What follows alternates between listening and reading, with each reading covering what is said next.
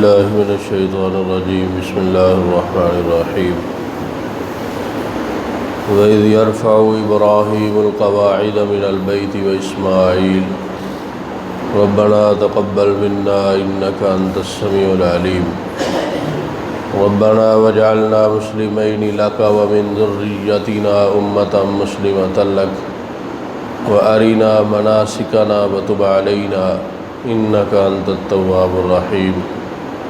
رَبَّنَا وَابْعَثْ فِيهِمْ رَسُولًا مِّنْهُمْ يَتْلُو عَلَيْهِمْ آيَاتِكَ وَيُعَلِّمُهُمُ الْكِتَابَ وَالْحِكْمَةَ وَيُزَكِّيهِمْ إِنَّكَ أَنْتَ الْعَزِيزُ الْحَكِيمُ صدق اللہ العظیم۔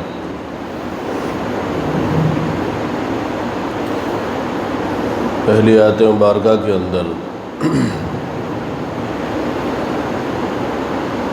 اللہ رب العزت حضرت ابراہیم علیہ السلام اور حضرت اسماعیل علیہ السلام جب وہ بیت اللہ کی تعمیر کا عمل سر انجام دے رہے تھے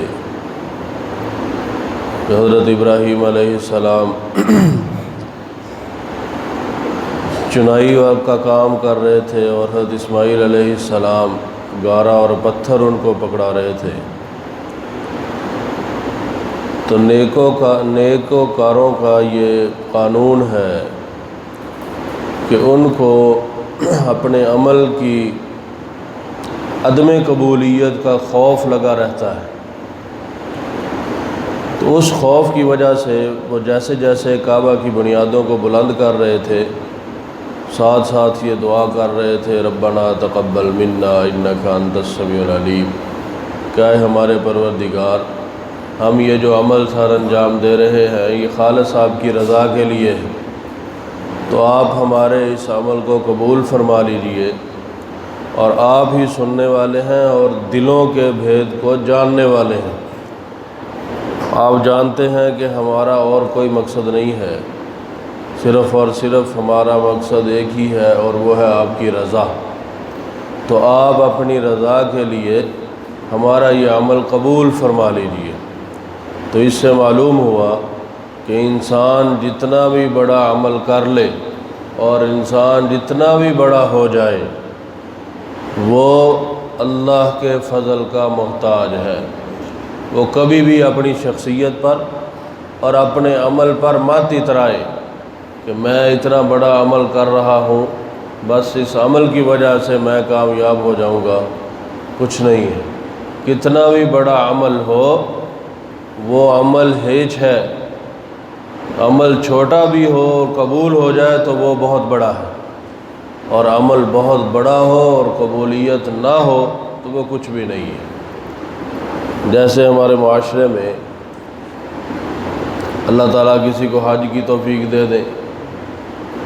پہلے تو بڑے زور و شور سے چرچا ہوتا ہے، پھر واپسی پہ آ کر اس کے پاؤں زمین پر نہیں ٹکتے کہ پتہ نہیں میں نے کیا کر دیا، حالانکہ فضیلت بہت بڑی ہے، فضیلت بہت بڑی ہے، لیکن اگر اس کو اللہ کی رضا کے لیے نہ کیا، حاجی صاحب بننے کے لیے کر لیا تو وہ عمل اس کا بیکار اور ضائع ہو گیا، عمل بہت بڑا ہے، لیکن اگر اسی کو خاموشی سے سر انجام دے دیا یا آپ صلی اللہ علیہ وآلہ وسلم کے قول کے مطابق اللہ کی رضا کے لیے آپ صلی اللہ علیہ وسلم نے فرمایا جو بندہ اپنے والدین کی زیارت کرتا ہے خوش دلی سے اللہ تعالیٰ اس کو حج اور عمرے کا ثواب عطا فرماتا، تو وہ ثواب اگر اس نے اللہ کی رضا کے لیے گھر میں یہ عمل کر لیا تو کتنا بڑا اجر ہے، وہ ثواب اللہ تعالیٰ اس کو دن میں جتنی بار کرے گا اللہ تعالیٰ اس کو وہ ثواب عطا فرمائیں گے۔ تو اگر اتنا پیسہ لگا کر وہاں گیا اور ریا شامل ہو گئی تو عمل بیکار ہے، اگر وہی کام گھر میں کر لیا اللہ کی رضا کے لیے تو اس کا وہ بہت بڑا اجر وہ انسان گھر میں پا لیتا ہے۔ تو مقصد عمل جتنا بھی بڑا ہو اللہ کا فضل نہ ہو تو بیکار ہے، عمل چھوٹا ہو اور اللہ کا فضل ہو جائے تو وہ عمل اس کا قیمتی بن جاتا ہے۔ تو یہ فارمولہ اور قانون حضرت ابراہیم علیہ السلام اللہ کے نبی ہیں، حضرت اسماعیل علیہ السلام اللہ کے نبی، باپ بھی نبی بیٹا بھی نبی، اور آگے سارا سلسلہ انبیاء کا بھی اولاد میں چل رہا ہے۔ لیکن بیت اللہ کی تعمیر کر رہے ہیں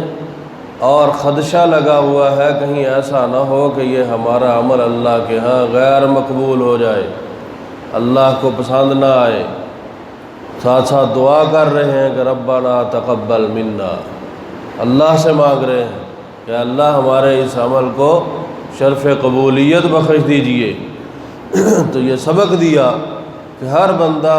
اس کا محتاج ہے، وہ کوئی بھی ہو، کسی بھی بڑے منصب پر فائز ہو جائے،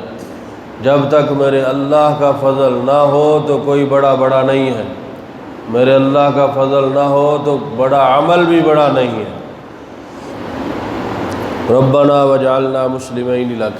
اس آیت مبارکہ کے اندر پھر اللہ رب العزت نے حضرت ابراہیم علیہ السلام اور حضرت اسماعیل علیہ السلام کی 3 دعاؤں کا ذکر فرمایا مزید۔ پہلی دعا ربنا وجعلنا مسلمین لک، اے ہمارے پروردگار ہمیں اپنا تابع بنا دیجئے، ہمیں اپنا تابع فرما اور مطیع بنا دیجئے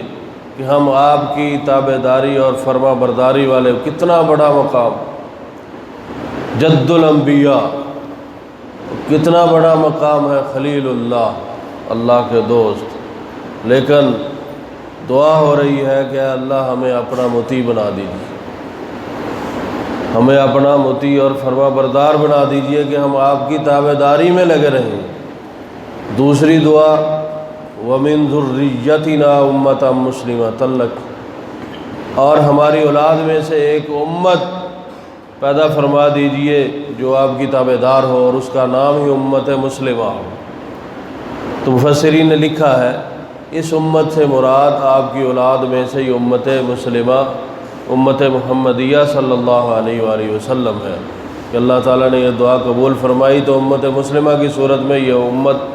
آپ کو جو آپ کی اولاد میں سے عطا ہوئی، اور یہ نبی صلی اللہ علیہ وآلہ وسلم آخر الزمان یہ حضرت اسماعیل علیہ السلام کی اولاد میں سے مبعوث ہوئے۔ آپ کے علاوہ حضرت اسماعیل علیہ السلام کی اولاد میں سے مفسرین نے لکھا ہے کوئی نبی نہیں آیا، صرف آپ صلی اللہ علیہ وسلم ہی حضرت اسماعیل علیہ السلام کی اولاد میں سے ہوئے، اور یہ امت مسلمہ جو اللہ سے دونوں پیغمبروں نے مانگی، اس امت سے مراد امت محمدیہ صلی اللہ علیہ وآلہ وسلم ہے۔ اور خود نبی مکرم صلی اللہ علیہ وآلہ وسلم نے بھی اس بارے میں جو ہے وہ بہت ساری روایات ہیں جن میں آپ صلی اللہ علیہ وسلم نے فرمایا کہ امت سے مراد یہ میری امت ہے۔ اور تیسری دعا فرمائی وارینا مناسکنا وتب علینا، کہ اللہ ہمیں مناسک حج دکھا بھی دیجئے اور کروا بھی دیجئے، سکھا بھی دیجئے۔ تو اللہ تعالیٰ نے حضرت جبرائیل علیہ السلام کے ذریعے آپ کو طواف کے احکام اور دیگر حج کے مناسک جو ہیں منا، عرفات اور مزدلفہ میں کس طرح جو اعمال کرنے ہیں، وہ حضرت جبرائیل علیہ السلام کے ذریعے وہ سارے آپ کو سکھلا بھی دیے۔ اور ساتھ پھر بھی کیا کہہ رہے ہیں کہ اگر ہمارے ان اعمال میں کوتاہی ہو جائے وَتُبْ عَلَيْنَا، آپ ہمارے طرف متوجہ رہیے اور ہماری ان کوتاہیوں کو، اور جو اگر صاحب ہو جائے ہم سے اس کو معاف فرما دیجئے، کہ آپ سے بڑا معاف کرنے والا کوئی نہیں ہے اور آپ سے بڑا رحم کرنے والا کوئی نہیں ہے۔ ربنا وبعث فیہم رسولا، تیسری آیت کے اندر جو اہم دعا حضرت ابراہیم علیہ السلام حضرت اسماعیل علیہ السلام نے کی آپ صلی اللہ علیہ وسلم کی مبعوث ہونے کی، کہ اللہ ان لوگوں کے اندر جو امت مسلمہ آپ ہماری اولاد میں سے ہمیں عطا فرمائیں گے، انہی میں سے پھر ان کے اندر ایک رسول عطا فرمانا جو ان کو آپ کی آیتیں پڑھ پڑھ کر سنائیں اور ان کا تزکیہ نفس فرمائیں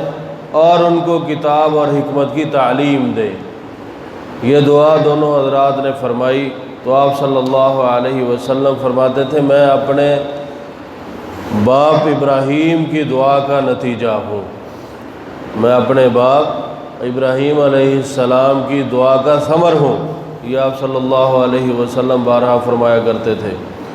تو یہ دعا حضرت ابراہیم علیہ السلام کی یہ قبول ہوئی آپ صلی اللہ علیہ وسلم کی شکل میں کہ اللہ رب العزت نے آپ صلی اللہ علیہ وآلہ وسلم کو حضرت اسماعیل علیہ السلام کی اولاد میں سے مبعوث فرمایا اور آپ کے ماننے والوں کا نام امت مسلمہ رکھا۔ تو غرض ان تمام سے یہ ہے،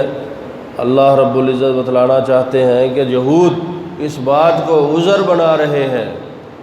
کہ ہم اس لیے اس پر ایمان نہیں لائیں گے کہ یہ ہمارے یہ جو ہے وہ بنی اسرائیل میں سے نہیں ہے۔ تو اللہ تعالیٰ فرماتے ہیں کہ یہ دعائیں ان کے بارے میں آپ کے آباء و اجداد نے کی ہیں۔ حضرت ابراہیم علیہ السلام کی دعاؤں کا ثمر ہے کہ میں نے ان کی اولاد میں سے آپ صلی اللہ علیہ وسلم کو مبعوث فرمایا ہے۔ یہ تمہارا ہیلہ اور بہانہ ہے اور یہ چھٹکارا نہیں ہوگا جب تک تم نبی آخر الزمان صلی اللہ علیہ وآلہ وسلم پر ایمان نہیں لاؤ گے۔ ترجمہ سن لیں۔ وَإِذْ يَرْفَعُ إِبْرَاهِيمُ الْقَوَاعِدَ مِنَ الْبَيْتِ وَإِسْمَاعِيلُ، اور جب بلند کر رہے تھے ابراہیم علیہ السلام دیواروں کو بیت اللہ کی اور اسماعیل علیہ السلام، تو یہ دعا کر رہے تھے ربنا تقبل منا، اے ہمارے پروردگار ہماری طرف سے اس عمل کو قبول فرما لیجیے، انک انت السمیع العلیم، بے شک آپ ہی ہیں دعاؤں کو سننے والے اور دلوں کے رازوں کو جاننے والے۔ ربنا وجعلنا مسلمین لک، اے ہمارے پروردگار آپ ہمیں بنا دیجئے اپنا تابعدار اور فرما بردار، ومن ذریتنا امۃ مسلمۃ لک، اور بنا دیجئے ہماری اولاد میں سے ایک امت جو آپ کی تابعدار ہو اور فرما بردار ہو، وَأَرِنَا مَنَاسِكَنَا وَتُبْ عَلَيْنَا، آپ ہمیں دکھا دیجئے اور سکھا دیجئے ہماری عبادت کا طریقہ، مراد حج ہے، وَتُبْ عَلَيْنَا، اور ہماری طرف متوجہ رہیے، اِنَّكَ أَنْتَ التَّوَّابُ الرَّحِيمُ، بے شک آپ ہی ہیں جو بہت زیادہ توبہ کو قبول فرمانے والے ہیں اور رحم کرنے والے ہیں۔ ربنا وبعث فیہم رسولا منہم یتلو علیہم، اے ہمارے پروردگار اور آپ مبعوث فرما دیجئے ان لوگوں میں، یعنی اس امت میں ایک رسول انہی میں سے، یتلو علیہم آیاتک، جو تلاوت کریں ان پر آپ کی آیات کو، ویعلمہم الکتاب والحکمہ، اور سکھائیں ان کو آپ کی کتاب اور دانائی کی باتیں، ویزکیہم، اور ان کو پاک کریں، ان کا تزکیہ فرمائیں، انک انت العزیز الحکیم، بے شک آپ ہی ہیں جو زبردست طاقت والے اور زبردست حکمت والے ہیں۔ اللہ تعالیٰ سے دعا ہے کہ اللہ تعالیٰ ہمیں صحیح معنوں میں امت مسلمہ بنائے اور صحیح معنوں میں